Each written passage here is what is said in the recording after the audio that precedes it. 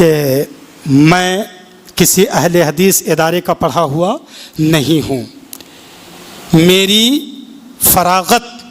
تحقیق، فضیلت، عالمیت یہ سب کچھ بریلوی ادارے میں ہوئی ہے. جامعہ اشرفیہ، جیسا کہ انہوں نے شروع میں بھی بتایا کہ 2012 میں نے فضیلت سے فراغت حاصل کی اور 2014 میں جامعہ اشرفیہ ہی سے میں نے تحقیق سے فراغت حاصل کی. تحقیق فی الادب العربی کیا اور مشق افتاء کیا، فتویٰ نویسی کی مشق. پھر اس کے بعد 11 سال تک مرکزی دارالقرات جو ٹاٹا نگر جمشید پور جھارکھنڈ میں اشرفیہ ہی کی شاخ ہے، اشرفیہ ہی کے پرنسپل کے انتخاب پر، سلیکشن پر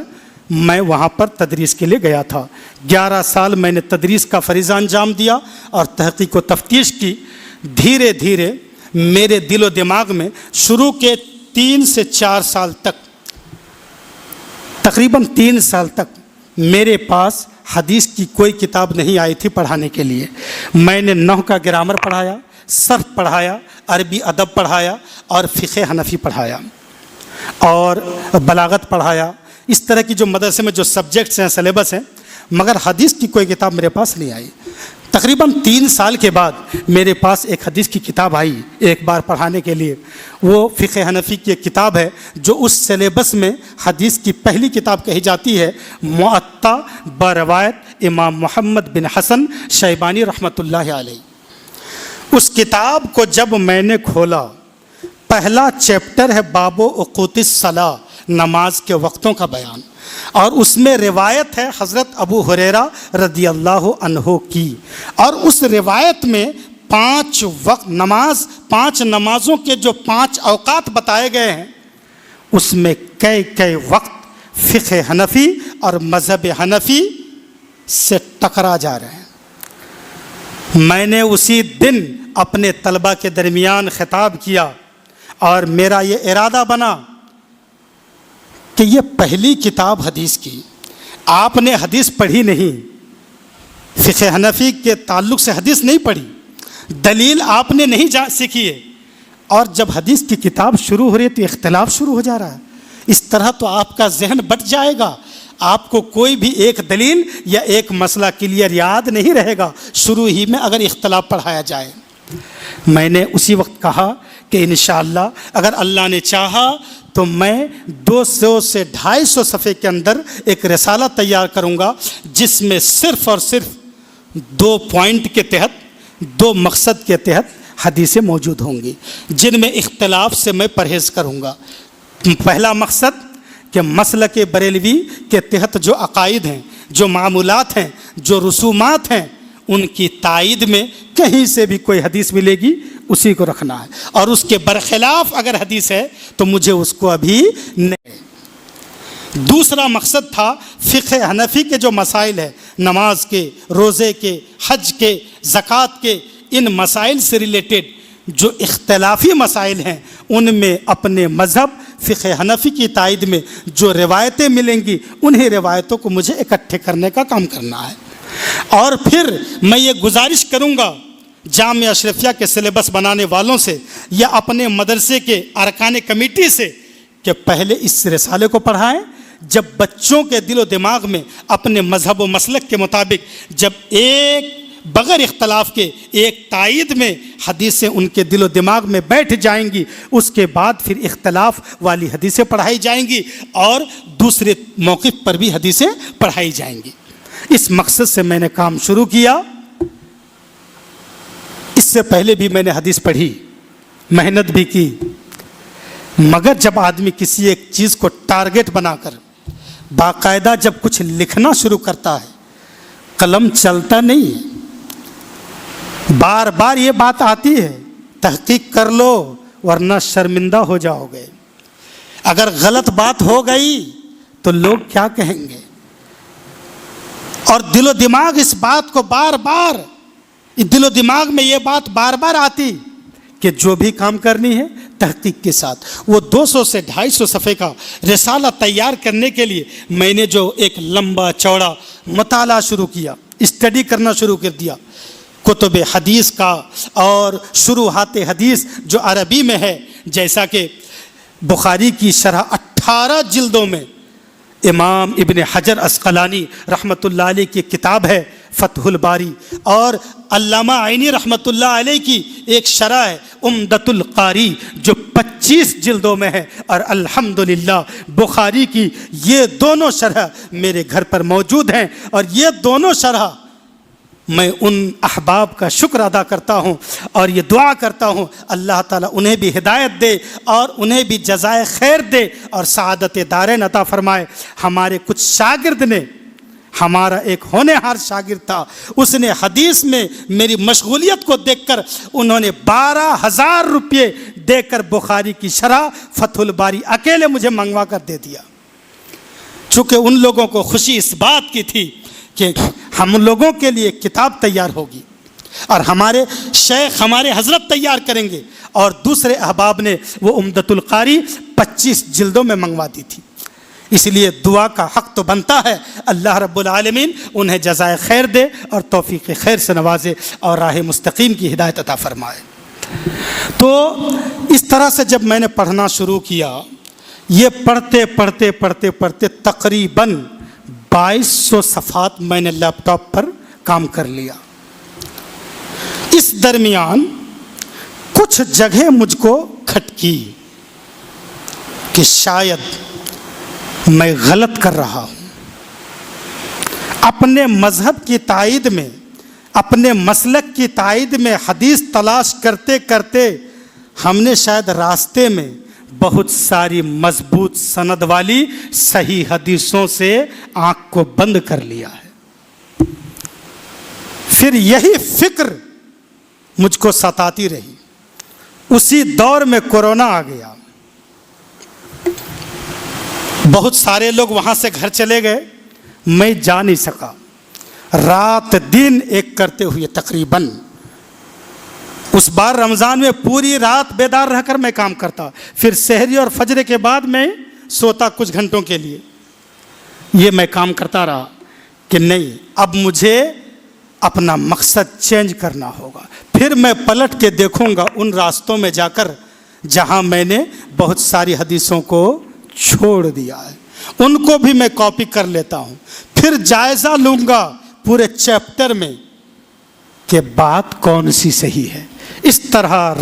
رفتہ میرے دل میں یہ بات آتی گئی، جس کی ایک واضح مثال رفع یدین لے کر میں کافی پریشان تھا، اور ایک مسئلہ تھا عقیدے کا کہ غیر اللہ سے مانگنا، اس کو لے کر یہ دونوں مسئلے مجھے بار بار جھنجھوڑ رہے تھے۔ کتنے دن میں نے ایسے گزار دیے، ان دونوں چیپٹر کو میں کھولتا ہی نہیں تھا، یہ سوچ کر کہ اگر ان دونوں ٹاپک پر میرا موقف چینج ہو گیا تو میرا جینا دو بھر ہو جائے گا، میری مشکلات کھڑی ہو جائے گی۔ نہ جانے کتنے دن میں نے ان چیپٹروں پر تحقیق کرنے سے اپنے آپ کو دور رکھا، مگر سوتا تھا تو بھی یہی خیال آتا تھا کہ آخر میں جو کام کر رہا ہوں اپنی سعادت کے لیے، آخرت کو سنوارنے کے لیے، شریعت مصطفیٰ کی خدمت کے لیے، اور سچ مانیے مجھے اپنے نبی علیہ السلام سے کافی محبت ہے، اس لیے میں جب درود پڑھتا ہوں میں کافی عقیدت کے ساتھ پڑھتا ہوں، اور اس کی برکتیں مجھے ملی ہیں، اور بے شمار موقع پر ملی ہیں جب نبی کا نام میں عزت کے ساتھ لیتا ہوں،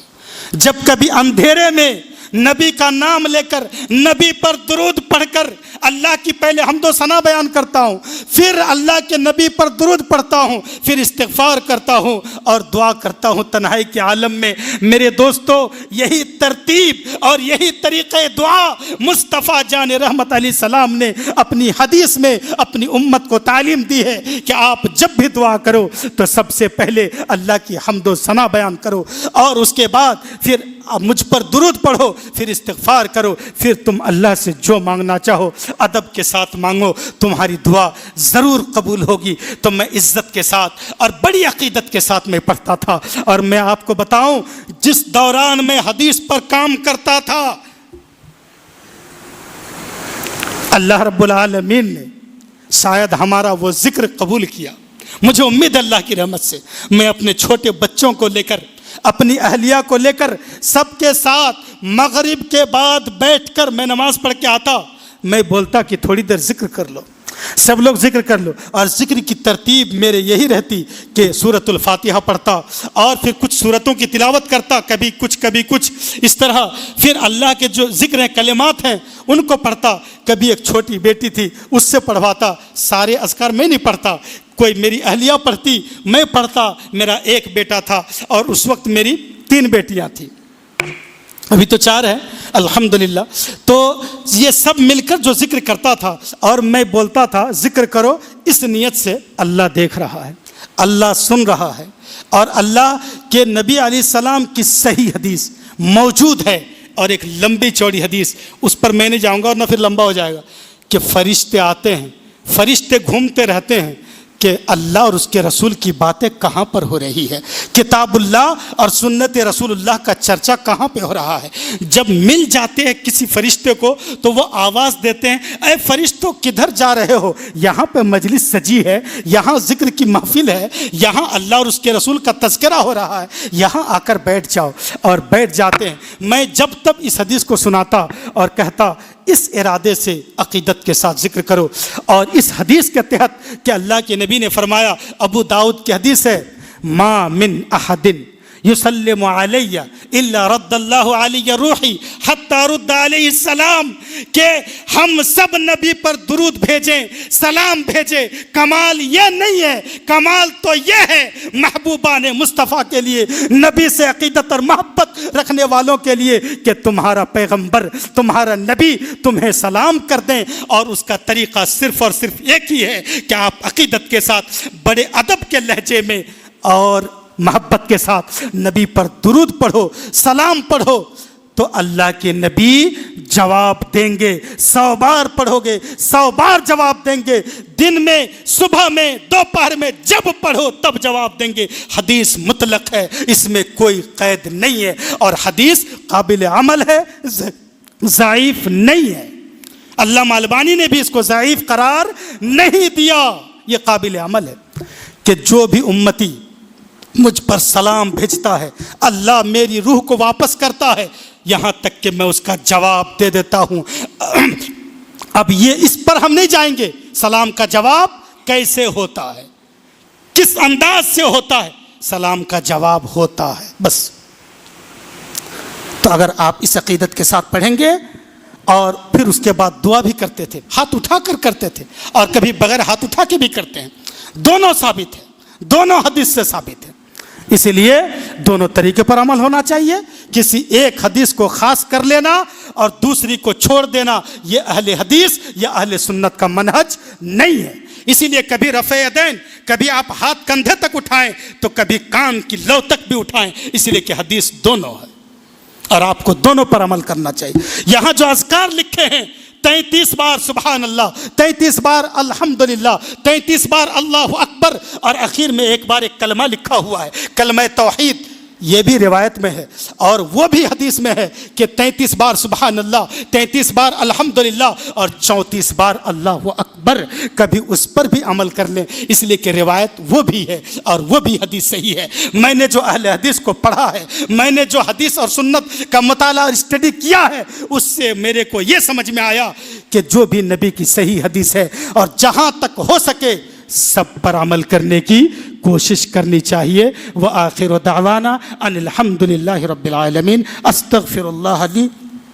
ولکم ولسائر المؤمنین والمؤمنات انہ هو الغفور الرحیم وهو التواب الرحیم۔ السلام علیکم ورحمۃ اللہ۔